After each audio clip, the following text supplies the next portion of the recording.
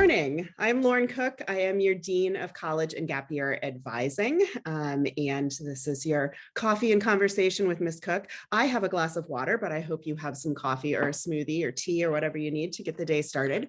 And this is an annual event that I started doing a couple of years ago.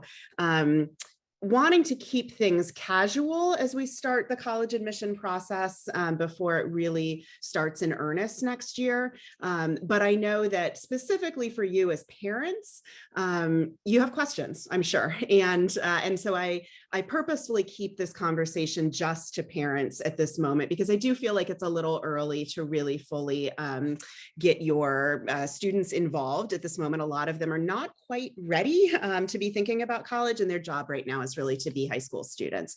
So we don't want to provoke that, anxiety around all of this too soon. And I will just name also for all of you, especially if you haven't done this before, and I know we might have some repeat folks in the room, but the college admission process may inspire some excitement, some of your own anxiety, maybe some confusion. These are all valid responses. And the responses may be heightened if you didn't attend college or if you didn't attend college in the US. We have a complex system, which is both a strength, and that there's a real diversity of options that doesn't exist in a lot of other countries, but it can also be kind of a headache because it is complicated and not just driven by a test score or whatnot, as it might be in other countries. I also want to name that at JCHS, this is not a one-size-fits-all conversation. We have some students that are really looking at some of the most highly selective schools in the country. On sort of the other end of the spectrum, we have some students that know that they may just be headed on to community college as kind of a longer on-ramp to getting to a four-year institution, and everything in between. And I love that JCHS students are on all of these paths and that I can counsel on all of these paths. And I also want to, if you weren't aware of that, make you aware of that and just kind of plant the seed now that the messages that I send, that you all send about the college admission process are internalized by the students, right? And then sometimes like parroted at school amongst their peers. And this can be anything from what a good college is to what a bad college is. I just want us to be thinking in service of a healthy college-going culture as your students begin this process for the next 2 years, to really start thinking now intentionally about the tone that we all bring to the conversation to kind of keep things as sane as possible. So my goals for today are to obviously introduce you to me as we will begin a relationship here for the next few years, give you a few tips to help you think about how your students can begin developing some independent skills that will serve them well once they get to this real intentional, intense part of the process in senior year, and certainly when they head off to college. Give you a short preview of kind of the path that we have at JCHS about how things will work throughout junior and senior year to hit all of the kind of markers as they're going through their applications. And my goal is to only talk for like 15 minutes or so. So I'm going to say this all pretty quick and then really leave the balance of the time for your questions and what's on your mind right now as you're beginning this process. We will end at 9. We may finish before then, but if there's still questions at 9, I am going to just sort of honor everybody's time and close things then, but know that we will have plenty of time for conversation after today. So just to give you a little sense of who I am, I'm in my 24th year of doing college admission. I worked at a selective liberal arts college before coming over to the high school side to serve as a college counselor.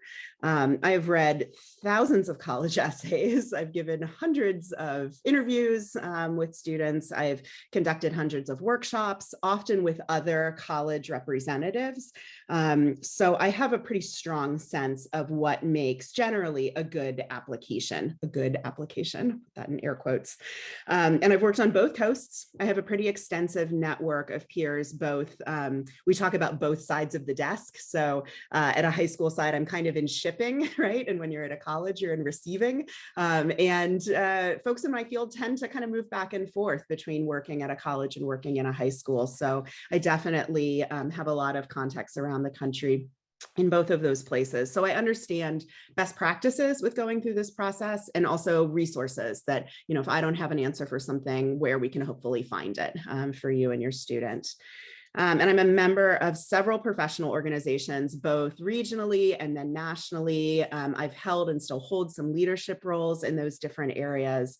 So I'm regularly presenting to my peers on topics related to college admission, but also receiving training and updates related to this work. So I'm trying to stay as fresh and knowledgeable as I can. And it feels like so much has kind of hit fast forward with the pandemic. The changes are happening really rapidly, which we can certainly talk about in terms of test optional admission and just how everyone is dealing with COVID and finances and all the rest. And then I've been at JCHS for 6 years. I love, love, love the school and the community and your kids. I feel really lucky to have this job and be doing this work. And I went to a large public high school, so I didn't have the kind of really intense guidance and advice going through the process that I hope to be giving to your kids. So every day I feel like I have a real strong sense of purpose with my work. So that is me quickly in a nutshell. And we're going to move on to thinking about the next 10 months or so before we really launch the college process. And I'll get to the timeline in a moment. But talking about some of the independent skills that your students now as sophomores, second semester sophomores, can be starting to think about if they're not already, that are going to prepare them for this process where they're going to interact with a lot of adults and really have to start moving through the world with some more independence. So here is, there we go, a list of some of the things that I want to talk about each of these briefly, that if you're not already doing all of these things with your students, to be thinking about them. And the first one, so I'm not really talking about like stranger danger here in terms of small talk with strangers, but with adults, whether this is extended family members, whether this is neighbors, starting to develop some ease in making that kind of small talk with people that they might be somewhat unfamiliar with. Because I will tell you that the college admission process is all about talking to adults, college reps, and maybe older college students giving you a tour, and having a little bit of ease going into that, or at least some familiarity, will serve them really well once they're into junior year and certainly senior year. And I will say that colleges want to hear from the student first and foremost. You all may remember, if you went to Mary Morrison's financial aid talk last week, she talked a lot about how once they're in college, like, it's all them, right? Like, they have to be funneling the information to you, which may feel kind of maddening, but we need to start flexing that muscle and practicing that now, where they can take some ownership of things. So whether this is through family gatherings with neighbors at shul, be thinking about opportunities where you can nudge them to be doing this. And I know some of your students may have zero problem with this already, and that's great. Drafting emails to adults, the easiest way to start this, if they are not taking some of the responsibility with their faculty for classes, with questions or deadlines or things coming up, if you've been managing a lot of that, this is a moment, and it doesn't have to be like they do all of this starting tomorrow, but over the next few weeks and months, to really be trying to ramp up their ownership for that contact. And also, just if they don't know how to like draft an email with a like, dear whoever, or hi whoever, and how to sign it, this is also a thing that's important, because college admission offices, they're going to email your kids a lot. You may be getting that already from some of the PSAT. They can purchase your student's name based on their scores and profile demographics. So learning how to draft those emails, having some comfort with it, and know that I also do a lot of coaching with this. I mean, I literally had a senior in my office yesterday who was like, Ms. Cook, help me draft a message on how to say no to the places that I'm not going to go to, and I feel like I'm breaking up with them and all of that. So I'm happy to continue coaching, through their graduation, but this is something they should also be working on their own. Starting a resume to track involvement. And this could be like a formal resume. And I know if some of your students may have applied for a job somewhere, they might have to have submitted a resume. And let's be clear, student resumes are different than professional resumes. This is more about sort of their activities and whatnot than it is actual hard work experience. But even if this is a Google Doc where they're doing a brain dump, they should start keeping track of how they've been involved in high school. any roles that they've had, whether that's, position they play on a team, or as they move into junior year, if they take on the chair of an NCSY board, or if they end up being Roche for their class, putting some dates around it. They will have to regurgitate all of this information on their application senior year. And I've certainly sat down with students where they're like, okay, I did this starting in freshman year. What year was freshman year? We can do that, but it is going to expedite things if they start to keep track of that now. So, and things during high school, that's really the time frame we're talking about, unless they started something before high school that they've persisted with. So we've got some kids that do like club soccer, and maybe they started their soccer career back in 4th grade. That's fine. And let's think back to what year that was and put that, on the record. But start keeping track of these things. Managing deadlines independently. And this is a huge one because I know this will be a struggle for some of your kids, maybe into college. But for now, starting to, if you've been kind of helping nudge them on due dates for things, check in the Google Classroom, all that kind of stuff, they need to start moving into a realm where they are figuring out how they can strengthen their executive functioning. And I also will just mention, I know that we've got students that have executive functioning issues and are working with tutors or other kinds of support to figure out systems for them. But this is a moment, if they don't, have the planner or the to-do list or keep reminders in their phone or set alarms, to start talking about what that might look like and what kind of practices will work best for them. Because I will tell you, the college admission process is just riddled with deadlines. And I send all kinds of reminders, and I will grab your kid during study hall if I know they haven't done something and drag them into my office to help them get it done. But that's not my preferred method. It's great if they are able to own some of this themselves. And then finally, finding their way around somewhere unfamiliar can be a really strong skill as they head into the process. And I get that some of your kids may be commuting to JCHS from great distances and they have this down, and that's great. Because actually commutes to JCHS, that can make for a really interesting college essay, because it is unusual for our students in terms of what some of them navigate in terms of just getting to school. It's different from most experiences nationally for other high school students. But if you do have someone who's in a carpool, or you drop them off at school and they just haven't had to figure things out, this is something to think about, perhaps during their junior year, to go to a BART station with them and be like, okay, we're going to go visit UC Berkeley. How do we get there? And really sort of push them to be thinking about this. Yes, they all have their phones and their GPSs. And so can they do some shortcuts? Sure. Might their internet go out? Maybe. So maybe you grab the phone for one of those and be like, you have to figure out how to read a map.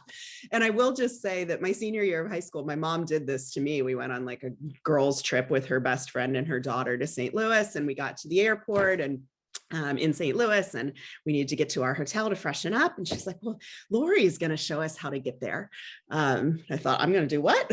And I was so angry with her for the next half an hour, but it was also it's still, I'm 45 and I still think about this. It was a really formative moment for me to have to be like, okay, well, let's look at the public transit map and let's figure out what we're doing here. And that's going to be the rest of their life. And it's certainly going to be when they get to say a large UC college campus and have to figure out, well, where's the bursar's office and where's my first class and all the rest. So having some of those independent skills is going to be important.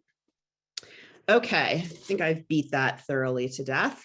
Let's move on to the timeline of college advising. So you have kind of a sense of what's coming, especially next year, but then kind of the process into senior year.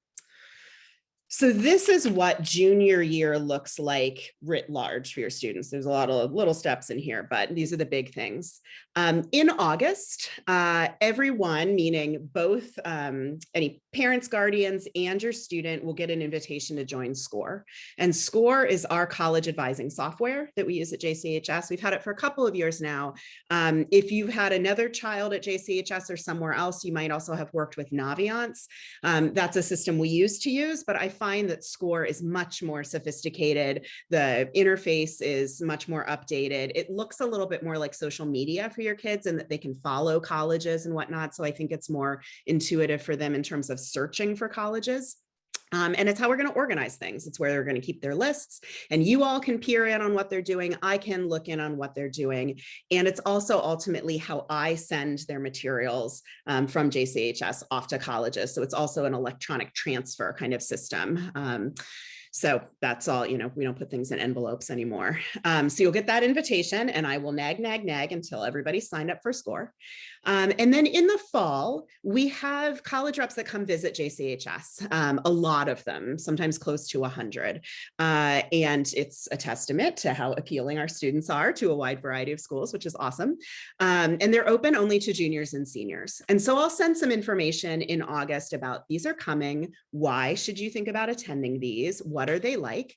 And for juniors, they should know that I'm always in the room. So they're never going to go to something and it just is them and this college rep, and they have no idea what they're supposed to say and what they're supposed to do. But often there's multiple students, right? There's some juniors, there's some seniors, and juniors can attend these really passively and just be taking in some information. And I really recommend that they try and go to 4 or 5 visits in the fall and to different kinds of schools. Go to a UC, go to a women's college if applicable, go to a small liberal arts college, go to an art school, just see what's out there and hear the pitches. And they're not committing to anything. But if there are some schools that they're already kind of thinking about or have heard about and go, it is a way where you can kind of accumulate this thing called demonstrated interest. And not every school cares about this, but there are a number of colleges that do, where they kind of keep track of what your interaction has been with them. And when it comes time to make admission decisions, the history will often show that the students who've had more points of contact with the school are more likely to enroll. And so they get a bit of preference in admission offers. So you're also building a little bit of that history. So those will be happening in the fall. I'm not going to give great prescriptions to each of your kids about oh, I think you should go to this visit or that visit. But if you have some questions about that here and there, I'm happy to indulge them. But know that this is just about shopping, right? Collecting some information. And then normally the first week of December, it's often like December 1st or 2nd. I'm not sure if I've set the date yet for this year. That's our official kickoff for their college process. Why then? Because I am madly scrambling with the seniors in October and November to get all of their applications out, to finish editing their essays and all the rest. And really that first week of December is when I can turn my full attention to your students. And I know when your students are seniors, you will appreciate me really trying to divide my time carefully. So we'll have a kickoff meeting. We usually have a guest speaker too. I send some questionnaires in the following days where I'm really trying to collect some information about your student and your family in more detail. I'll then have one-on-one meetings with every student and suggest a draft college list. And at that moment, juniors may come in with some colleges they're thinking about. That's great. But I'm going to round out that list with probably some places y'all haven't heard of, and just to really be pushing them to think about what might be the best fit for them and not just what brands might be out there in the world that you've heard of. In the spring, we tackle the testing question. We can certainly talk about what that looks like in 2022. They do their first draft of a college admission essay in their English class. And I am partnering then with whoever their faculty member is. So it's both their English teacher and myself that's reviewing that assignment and giving some feedback. So they're starting to figure out how to write in the first person and get in the general range of what we're looking for with a college essay. And they should be exploring colleges. So, spring break, junior year is a great time to get out and see some schools, and then into the summer. And then over the summer, continuing to conduct those college visits and really trying to narrow in on a list over the summer, maybe 15 schools. We will probably winnow that down a little bit more, but that feel exciting and like a good fit and whatnot. Okay, and then into senior year, things really get serious. So in the fall, I will have some application workshops and drop-in hours, both before school starts and then during study halls and lunch and that sort of thing. I've also been making videos since the pandemic to take them through just 5 minutes at a time, pieces of the Common Application or the UC application, because I find that your kids aren't always doing their applications during study hall. They might be doing it at midnight. And so if they can access Ms. Cook on video, that's useful for them. We finalized their list. Now they attend some of those JCHS rep visits with more sense of purpose, and they are the ones really driving the questions and all the rest. So it's useful then for the juniors to kind of see that modeling. Into the winter, we're finalizing their writing. We're getting those applications out. Know that I want to read everything. I want to review everything. So it's really on your kids to be sharing those things with me, because I want things to go out the door that are as perfect and strong as possible. In the winter is also the time that you're applying for financial aid and potentially a gap year, if that's something that your students are thinking about. Some of the earliest gap year deadlines are often in December. And those are like, save $1,000 if you apply at this early deadline. But really, usually students are able to get some of the college applications out of the way before they turn their attention to a gap year. And then January, February, March of senior year are continued gap deadlines. And then in the spring, we make a final enrollment decision. And, you know, some kids, the first choice has emerged and then they get in and we're done. For others, you know, it's April 30th. You have to decide by May 1st. And we're flipping coins in my office. And we're really, you know, we've exhausted the to-do list. And now it's just sort of a gut reaction. So whatever your child will need, I am ready to meet them where they're at. Okay, so I have been talking for longer than 15 minutes. Sorry, I promised it would be shorter. But I am just going to wrap up by saying that this work will start formally in winter of junior year, but I obviously hope to develop relationships with all of you and your kids before then. Some of that has been starting already with course scheduling. I do have to review all the rising juniors and rising seniors schedules. So some of your kids have been really proactive about coming in and chatting with me about their choices and what they're thinking, and getting some feedback from me about what that might mean on down the road for their applications. And once they're due, remember they're due this Friday, if your student hasn't done it yet or you haven't seen it yet, I will also be getting a big list from Ms. Bregman next week after all the forms are in. And so you might hear some follow-up information with me if I have questions or maybe concerns about choices. But going into junior year, it's still a pretty set list of options. So it's rare that you know, I'm going to have real concerns about what they're choosing next year. And our faculty advisors are in touch with me as well to ask questions. I will say if students have periodic questions, they're welcome to email me or set up a time to talk. And I will be, you know, sending them more information about the fall college visits. I would just ask that we hold off on trying to do any family meetings or family conversations until we get into junior year.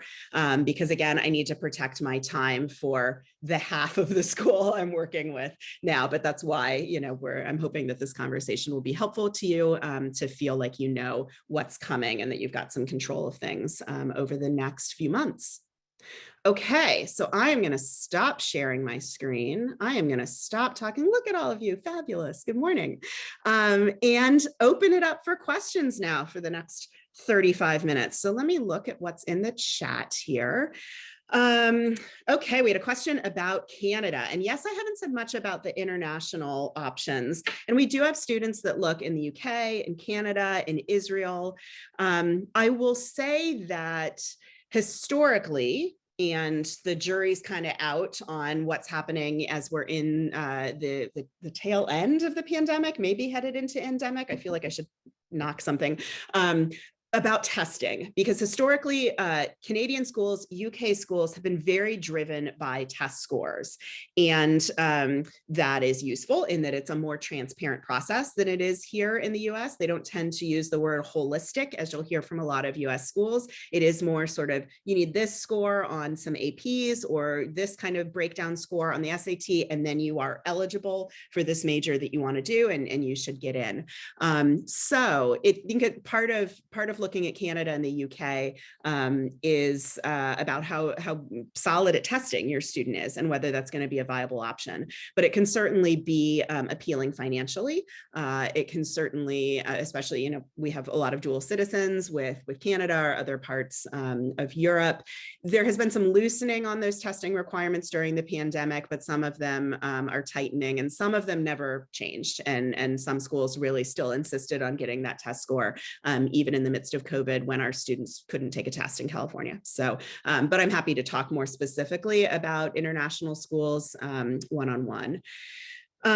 There's also a direct message just about 529s, and I don't want to get too into the weeds about financial stuff in this moment because everybody's situation is different, but if you do have a 529 plan and you've been putting money aside for college, amazing, great. College is super expensive right now. And I have a number of resources that I can refer you to because I'm not a financial planner, but there are folks at JFCS, at Jewish Family and Children's Services, as well as some individual financial planners I can put you in touch with, where even, you know, an hour consult with them could help you as you're trying to think sort of strategically about where your money is and what to expect over the next 2 years. So drop me an email if you would like names and emails for some of those folks. There are people in the East Bay, there are people in San Francisco. And these are folks that are really working with families around education. And so they're not going to charge you $1,000 for an hour consult, you know, that it's a reasonable sort of situation. And then there's a question about, can you say more about how the timeline works with a gap year? Yep. Do students apply and then defer? Do most colleges accept the deferral? Yes. So if your student is thinking about a gap year, I encourage them to still go through the process with their peers while they're at JCHS of applying to college. Because we want to keep all the doors open for as long a time as possible. Let's keep in mind that they're teenagers, they change their minds, right? And so sometimes folks decide at the last minute not to do a gap year, or they decide to slap one on at the last minute. So I want them to go through this process if a four-year college is a goal until we feel that there's a moment where it makes sense to pause on it. And they have all the resources while they're at JCHS. They have their faculty members to get recommendation letters on file and all of that. But also know that I hold on to all of that information like in perpetuity. So I have kids that enlist in the IDF, that do a gap year and then decide they want to stay in Israel and change their college choices. Obviously, there are students that just decide to transfer. I am available after they graduate. So I am alumni support as well. In fact, I've been Zooming with a lot of alums in the past few weeks because there were a lot of college choices made blind during COVID, and many have been great and some were not quite the right fit. So I am available to assist them in the future. But in terms of the timeline, they should be looking at gap programs. They should also be applying to colleges. Most institutions are happy to grant a year deferral. And actually some Canadian institutions I've watched give 2-year deferrals. You know, if someone returns after that 1 year and says, you know what, I want to take an extra amount of time, I've watched them grant that as well. Public versus private can be a little bit different. Most private institutions are happy to grant that deferral. Many public institutions are as well, but we do find a sticking point with the CSUs, the California State Universities. So let's say someone gets into Cal Poly. This happened last year with the class of 2021, had a young woman who was thinking maybe a gap year, wasn't fully committed to it, got into Cal Poly, which was her top choice. And she said, you know what, I know I can't defer. I don't want to risk having to apply again the next year. So she just decided to go straight into college and thought I can always study abroad or take a leave of absence when I'm there if I want to go to Israel for a semester or whatnot. So it can vary a little bit based on the institution, but depending on what your student is looking at, we can certainly talk about that and I can give advice on the best pathway. But, you know, every year, a quarter to a third of the senior class chooses to do a gap year. So many are having great success in making those choices. And I will say the bulk go to Israel, but there are always, you know, an extra New Zealand or Spain or Alaska or something in there as well. So I love how creative folks are. Martin, you have a question. You've been patiently sitting with your virtual hand up. Can you hear me? Yes, I can. Okay, great. Thank you. You know, 17-year-olds are not aware of like the millions of career paths that are out there. And yet they're in many cases, they're kind of expected to know what they want to study, right? Because that determines maybe what college they go to. So, you know, it's like a 17-year-old may say, well, all I know is that I'm good at math. And it may not be the right answer to say, well, gee, you should apply to engineering schools because there are lots and lots of quantitative paths that you can take. So how do you take a student who doesn't know what's out there other than what they're good at, in terms of high school classes, how do you take that person and guide them if it's not a general liberal arts college? I'm just trying to figure out how to sort of connect those things. Yeah, excellent question. And this is one piece of attending college in the US that has a little bit more flexibility and freedom than in other countries. It's one of the reasons why we have so many students trying to come to the US, is that you don't have to be funneled into something at 18 years old, right? There are a lot of places, UCs included, where you can apply undecided and continue to kind of figure out and sample things and change your mind during your freshman, sophomore year. Most places don't make you choose a major until your junior year of college. That's sort of the latest date. But, as we deal with, if you're thinking about highly selective places, if you are thinking about an engineering school or an art school or a place where a music conservatory, where you really do need to kind of make a decision up front, yeah, it can be a little daunting. And even if a student chooses that path, let's just be clear, they then choose to get off of it on down the road. So I think very few of us know at 17 or 18 with great confidence, and that's what you do for the rest of your life. But I want to answer the question. One tool that's in SCORE that I encourage students to start interacting with in August or September of junior year, and again, I'll send reminders about this, is called U Science, and it's U like YOU, the science of you, really. And it's a series of like games. Some of them are like numerical and things you might be thinking like, how is this going to tell me like a good fit career? But it's really trying to get at how your brain works. Do you recognize patterns? How broad is your vocabulary? That kind of thing. It can take 2 hours if you do it all at once. I don't recommend people do it all at once, but I did this one year during Pesach break in like little 15 or 20-minute increments. And I was amazed with the results that came out once I'd finally finished everything. What it does is it gives you like this, there's some summary stuff, but you can also download a 30-page report on your strengths and your brain and all this sort of thing. And then it will dump you into a whole list of possible careers that could work for you. And then you can dig into, so what are the majors that lead to those careers? And then because it's tied with SCORE, now we can filter on the colleges that are strong in those majors, et cetera, et cetera. So it all can loop together. You can bookmark and favorite, career paths. And it says things like, how long would the education be for that? Are you in it for 7 years, for 4 years, for 10 years? What the predicted, first salaries are for it. So you get a lot of data about things. And in terms of my results, there was a lot of like psychology, education, sort of helper fields. You're really good at helping people navigate complex processes. Like it really resonated for me. And of course, I took it at 43 or something. And so I might have had a better sense of, things than an 18-year-old. But I do hear from students that it helps at least prompt some conversations and thoughts. And you might want to sit with them once they get their results and start going through it with them, because it's a lot of data, and to take some pieces at a time. So that's one tool. One big reason I wanted to have JCHS move to SCORE, because it's free if you have SCORE, where you could go find U Science online, but I think it's like $29.99 to take the test, and then more to get this, thing and that thing. So, so that is a really helpful tool. But there's lots of other personality tests. And I mean, you could certainly do the Myers-Briggs stuff or any of that kind of thing online, just to start understanding a little bit. Are they an external processor? Are they more sort of introverted? Are they, all of these sort of pieces of things that might lend themselves to thinking like, well, I like STEM, but maybe I want to be in a lab sort of working independently and pursuing my own questions. Or maybe I want to be in a classroom teaching it to other people, and I really have that sort of interest. Or maybe I want to be a doctor and interfacing with folks and discussing, so trying to help them think about where their own proclivities and strengths lie versus what's available out in the world.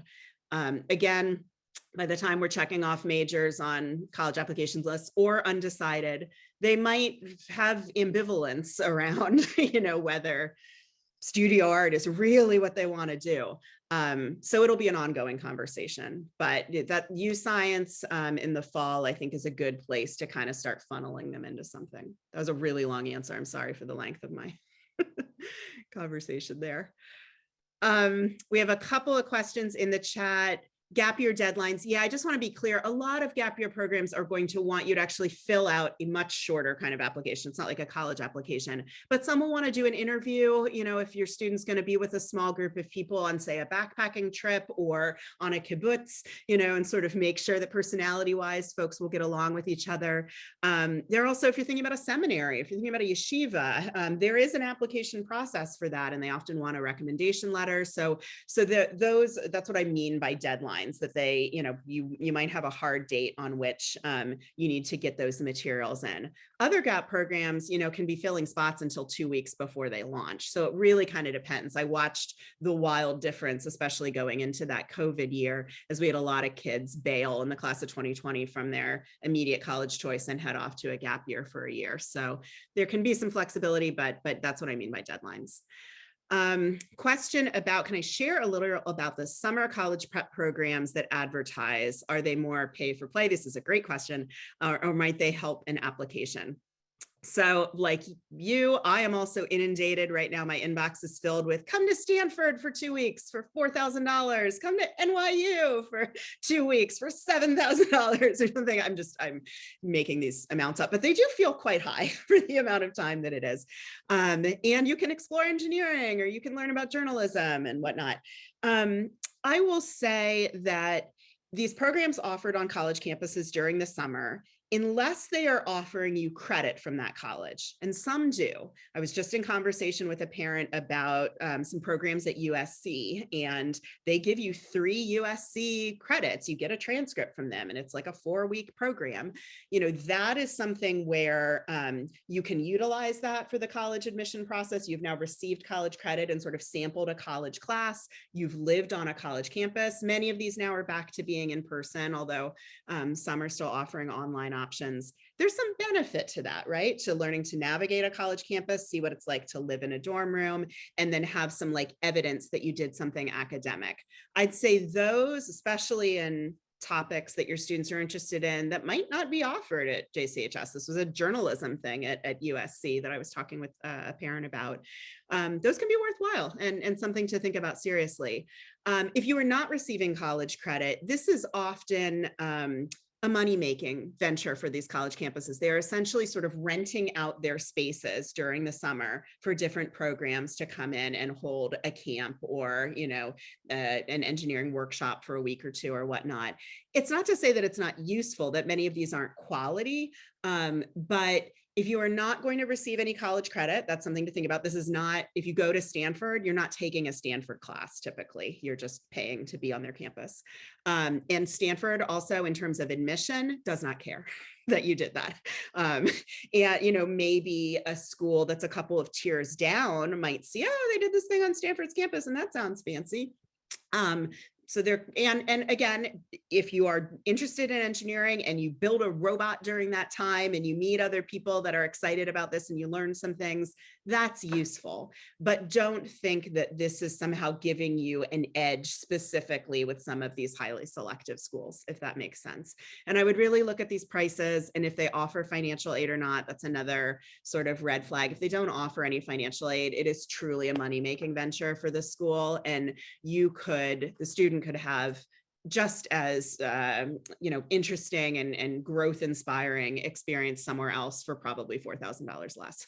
So if you want me to look at something specific, if you want to know if we've had students do anything on a college campus at a particular place in the past, drop me an email and let me know. But generally with summer, anything is great. They could bag groceries at Safeway. They could be a Subway sandwich artist, and they're going to be learning things about responsibility and accountability and some adult skills. And they are not just, you know, playing Fortnite on the couch all the time. Although, let's be clear, I also want them to have some time for Fortnite during the summer or whatever it is that is relaxing for your student, because we don't need to just pack the summer to the gills when it should also be time for a little bit of a break. All right, other question. Oh, one just came in the chat. Okay, can you talk about how important testing is? Ah, good. Yes, let's do this. Should students be studying for the SATs or ACTs? Is this no longer a great use of their time? Okay, I'm going to say this super clearly for right now, is you have sophomores at JCHS. Please do not be putting them in any test prep kind of things like now, the next 6 months. They do not need to be doing it now. They do not need to be doing it this summer. That has always been true, although we do have some people that always want to jump the gun. They think we're going into junior year. Let's go do a 10-week ACT class this summer. Please don't do this to your children. Both because it's too early. All the studies show that test prep is most effective in the 6 to 8 weeks before they're actually taking a test. And juniors really shouldn't be taking these tests in the fall of junior year. It's not curricularly appropriate. They're not intended to be taken by first semester juniors unless your child is like super advanced at math and English skills. The typical time historically to take them has been the winter, spring, summer of junior year. That's the time to get the first one on the record, if not maybe 2. Okay, so now we add the pandemic in. And there had already been a real strong test optional movement happening going into COVID, but COVID's really accelerated all of that. And things are changing every day. Yesterday I got an email from the CSU about what their sort of long-term plan and the timeline, what's happening right now with their test optional policy or test blind policy. So this is still evolving, and we've got, really a year before we have to make some hard decisions about whether your child might choose to be on the testing bus. But the delightful thing in the headline that you should all take away from this is that you are now empowered, which has never been the case with college admission, to decide if you're going to get on the testing bus or not, because so many places, there were 800 some places that were test optional before COVID. And now this year, again, for the class of 2022, and it appears to be the case for the class of 2023, almost everyone is maintaining their test optional stance, if not a test blind stance. And I can count the exceptions to that on one hand. Georgetown has always been uniquely obsessed with tests. So they went back to requiring them this year. If your child is really excited about Georgetown, I'm sorry, they will be testing. The service academies, if your child really wants to go to West Point or the Air Force Academy or whatnot, they're going to have to take a test. If your child wants to go to a public school in the states of Florida and Georgia, those are places where testing policies are determined by their legislature, not by individual colleges. So public schools, so like Georgia Tech, University of Florida, they never went test optional, even in the real dark days of COVID, because their legislator didn't change any of the laws around what's required for public institution admission. Might that change going to this next year? I don't know. They've been receiving a lot of pressure. There are a lot of news stories about obviously applications declining at some of those places. But those at this moment are literally the only exceptions. So I will keep you informed as we move forward, but I will say that in this year's junior class, 30% of the class is opting not to test. The UCs are totally test blind and have said they will be for the foreseeable future. What I got in that email yesterday from the CSU is that the faculty on the various campuses are recommending to the board of the whole CSU system that they maintain their test blind status going forward. There will be a vote, it sounds like, later this month. So there will be news articles to say whether that's been confirmed. Caltech is in a test blind experiment. There are a number of small liberal arts colleges that have actually been going test. I should use the term test free. I know there's been conversation about whether test blind is sort of an ableist term, but either way, testing is not even being looked at some of these places. So we can make some decisions. I will say about 30% of the junior class is pursuing the SAT, maybe 25% is pursuing the ACT, and then the rest have still been trying to decide which one to go with. But know that if your student does decide to test, they need to just pick one of the tests. You do not need to do both. Everybody, is taking both. And you then are in the driver's seat about whether you actually submit them. So you can wait and see how you do. You could take it 1, 2, 3 times if you do some test prep. And test prep is typically in junior year, earliest might be like November, December, but that's students that are really, really strong and PSAT scores are coming out really strong. Many will start in January, February and do some sort of test in the mid-spring, late spring of junior year. And then we decide, are we actually going to submit those scores? Maybe they go to some schools, but they don't go to other ones. One unfortunate byproduct of this test optional environment has been that the students who are submitting scores, they're like really, really high, so the ones who are like super confident. So when you look at these like middle 50% testing averages at some of the most highly selective schools, they've gone up from like what was already sort of obnoxiously high numbers before the pandemic. So, if your child wants to go to Stanford and they get a 1590, awesome, we're going to submit that. But if they get a 1500, then we have to start playing this bizarre game of like, those are really strong scores, and are they strong enough for the rarefied air of this very strange environment we're in? So, but we'll get to all that. Again, another really long answer. You can tell that I have a hard time closing my mouth, which I will for a moment. Other questions, you can put it in the chat. You can unmute. I guess this is the natural next question. How are you perceiving that schools are switching gears, changing gears now that testing is no longer an option, especially very big schools where they have to really filter test scores, students based on test scores? The most important piece of a college application has always been and continues to be the student's transcript. And so your students are not even completely halfway through high school. So there is still a lot of time if we feel like we don't quite have the transcript where we want to be, to keep working on it. And if they have laid solid groundwork, amazing, keep it up. And I will say, especially if you're thinking UCs and CSUs are really important to you. And I should just slow down with the terminology. University of California, there are 9 campuses within the state. These are 4-year institutions that often have full graduate programs with them as well. The California State Universities, there are 23 of those. They are also 4-year institutions. They tend to often be a little bit larger than the UCs. UCs average 25,000 students, some a little more, some a little less. The CSUs can be a little larger than that. These are in-state institutions. They vary wildly in terms of admission rates, graduation rates, quality, and match with your kids. And so I can help you navigate all of that. But at those institutions, they only take into consideration a student's grades from sophomore and junior year. That is your UC or your CSU GPA. All of the classes count for your eligibility. And you record your freshman year grades on their applications, but your GPA for their purposes is just sophomore and junior year. So hope that doesn't stress you out, but know that for a lot of folks, that is great news, because I think freshman year, there's a lot of transition stuff, whether you're coming from a public school, whether you haven't been in our particular, grading framework before, growth-wise, there's emotional stuff happening. So we give them a pass on the freshman year grades, but sophomore and junior year are really important. Okay, so the transcript and what you're taking, that's all, your grades, your rigor, are you taking a little step up each year? Know that the JCHS graduation requirements absolutely align with what's required for eligibility for the UCs and CSUs, and in most cases go a little bit beyond what's required so that our applicants come into those pools strong.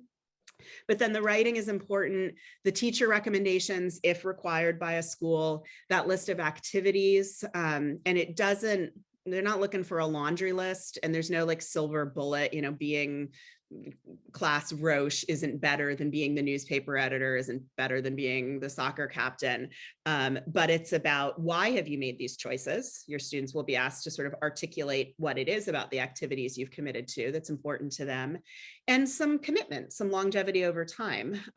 Laundry lists are not great. They don't necessarily want to see that a student's been hopping around between a bunch of different things, or that signed up for everything in junior year to try and make up for lost time. If they've done 2 or 3 things with some meaning, and that can be, the Jewish youth groups, commitment to the temple, summer camps, all of this sort of counts. They have to take care of younger siblings. That counts too. Anything that's, happening outside of class. some commitment to that over time. Colleges are wanting to see, and if they've had some leadership roles, that's great, and can articulate kind of what they've learned about themselves or that work through leading in some capacity or another. But those are the pieces that are receiving, some more emphasis, and know that I help them with each piece of putting these things together and using some resume speak in those activity lists and helping them polish their writing and all the rest. So they get a lot of support from me with all of that. Other questions? Trying to think if there's other big things we haven't covered. I will just say there's a lot of stuff happening in the news with UC Berkeley. I think you can set that aside for now in terms of your sophomore child. If you've got a child who's in the junior and senior class, we're seeing how this is going to unfold. And I'm obviously keeping an eye on it. It sounds like Cal is finding some creative ways to blunt the impact of this court case, where they've been sort of commanded to limit enrollment relatively dramatically this year because of residential stuff.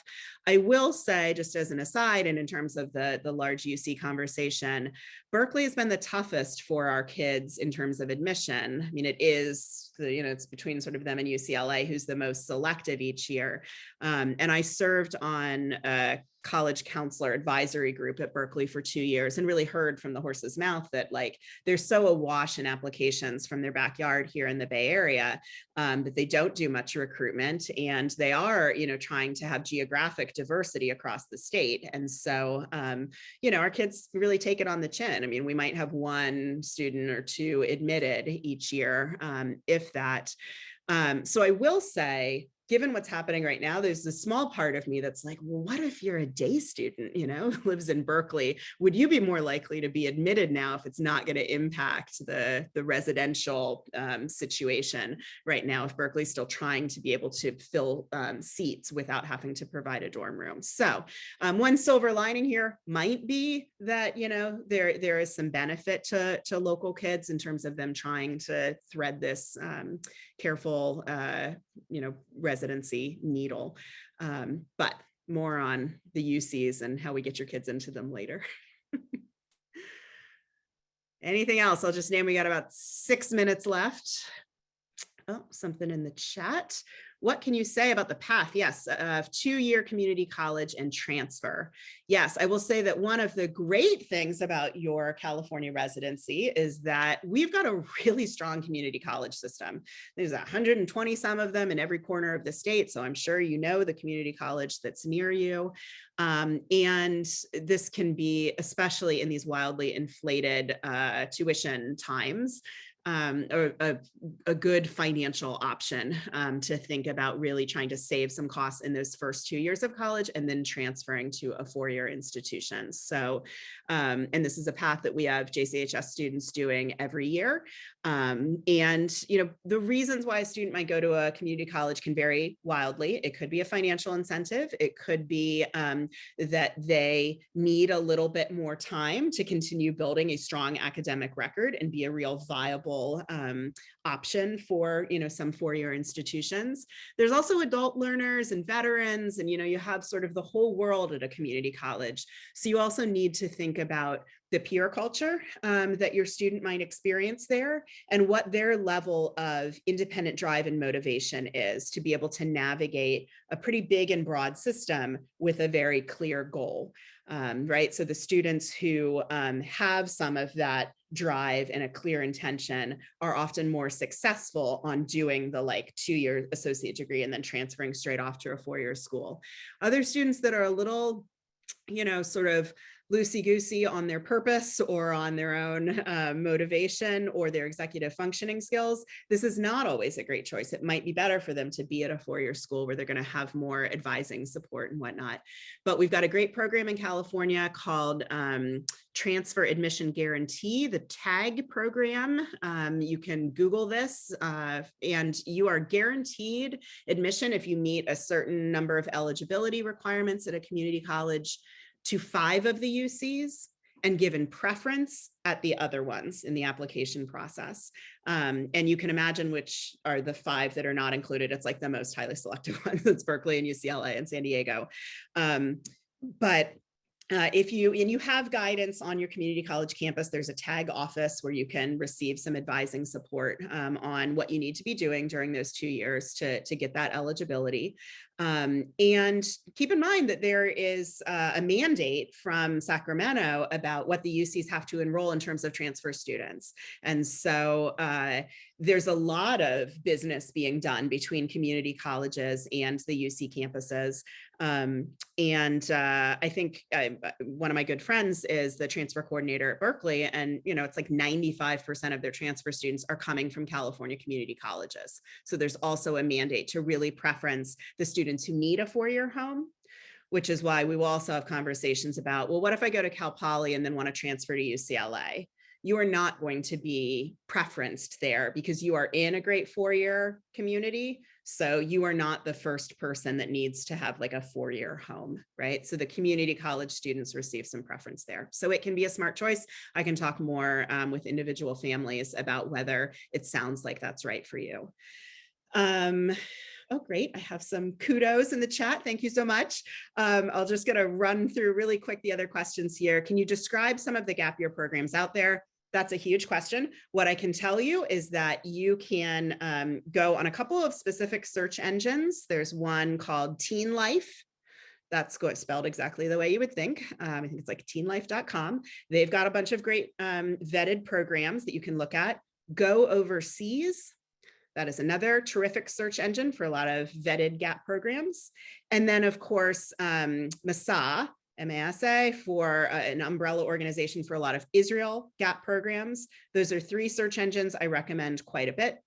I also have a number of copies of a great book in my office that just came out last year about Israel gap programs in particular.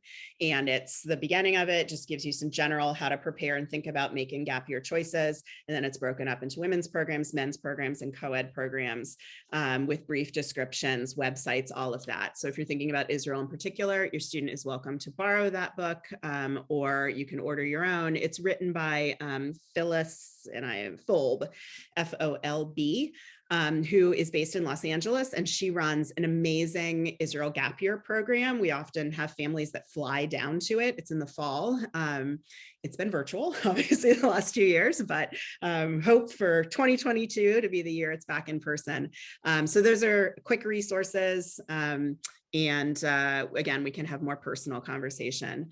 Okay, do you keep an eye on how JCHS teachers grade their students so that colleges don't perceive JCHS as a school with inflated grades? Yes, yes, yes. And please also understand that college reps know JCHS. And I can say this from personal experience. I recruited at JCHS for the college I worked for 12 years before becoming your college counselor. There's always someone who's designated for the Bay Area. JCHS is a popular spot to visit and understand in the same way of an urban and university and French American and all the other great independent schools in the Bay Area. Reps talk with me if they have questions about things. Reps understand our history with them over time, and reps receive what's called a high school profile, which is on the college advising website if you want to click on it and see what's included. But it describes what our graduation requirements are. It gives our course listings. It tells briefly where our kids go to college. And so if we have a new rep, it helps that get oriented to our environment. But I think no one would accuse JCHS of having grade inflation. Any advice on how to talk to your college about talk to your child about college and how to reduce stress? I recognize it's 9 o'clock and that's a huge topic too. I'm going to say we will be talking about reducing stress in this process quite a bit over the next 2 years. And the kids actually make fun of me because often they will come into my office and one of the first things once they stop talking, I will say to them is, we're going to stop for a moment and take a deep breath and just help them. We're going to just calm down and we're going to be able to manage whatever your question is. And I have chocolate and I have Kleenex and I have a sign in my office that says you can cry here. So Miss Beck is a good partner in this process as well. In fact, she'll be coming to a Zoom I'm doing with the junior parents in another 2 weeks. There's lots of things that we try to do, but I think at this moment, do not talk about college all the time. Talk about college as little as possible. It's good for you to be collecting information. maybe once a month right now, saying like, let's schedule a family meeting to just talk a little bit about this. Or while we're on that, trip to so-and-so's bar mitzvah, let's go drive by, Dickinson College or UCLA and just kind of see what it looks like around there. Dropping some very subtle hints very periodically is going to help you do this in a sane way. And if you need to express your anxiety, concerns, questions with me personally, that's what I'm here for. So I'm all about also making your last 2 years with your child at home as reasonable as possible. All right, I'm going to end things there. Thank you so much for hanging in. I will send out a video of this recording, and I'm so excited to work with all of you and your kids in the coming months. So please email me if other questions come up, and have a great Tuesday.